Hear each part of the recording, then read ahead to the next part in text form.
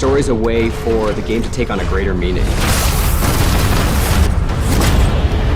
You play a single-player game, and there's part of that experience that you cannot get anywhere else. Got you. The universe of Titanfall 2 takes place around 5 years after the events of Titanfall 1. The militia have actually taken over 25% of the frontier. They're taking it back. They're taking their freedom back. And in that process, the militia's discovered this mysterious planet Typhon, and they don't really know what's going on there. Kuben Blisk is actually back, and he is working for the IMC as a mercenary. As a player, you'll have to face off a lot of mercenary threats, indigenous threats, as well as IMC threats. And if you can survive that, maybe you can save the frontier. Technically, I'm not supposed to be training you, but in you I see potential. Jack Cooper is an enlisted rifleman who wants to be a pilot. At first, he's getting unofficially trained by his mentor, Captain Lastimosa.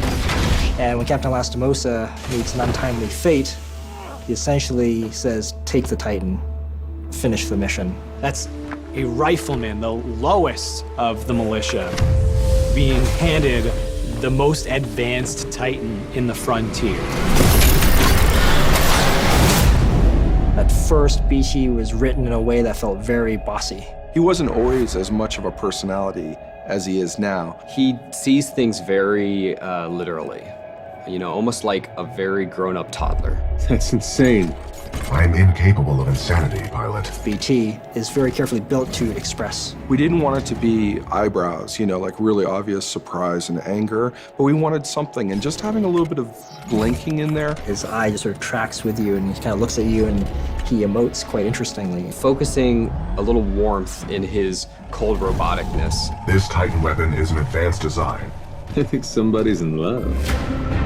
The bond between Jack and BT was one of those aha moments in development. That relationship brought to light this sense of interdependence between the two that previously wasn't there. Definitely the big tool we lean on to strengthen this bond is our conversation system. This is an interesting way to let the player speak to BT and respond to the situation, or not, if they choose. I would accompany you, but unfortunately my chassis will not fit through the door. Oh, lucky you. I detect sarcasm. You get to engage with him and learn a little bit more about how you feel about him and how about he feels about you. And that evolves over the course of the game as the player proves himself to BT. It's you against the world with BT at your side. It's good to see you, buddy. It is good to see you too, pilot.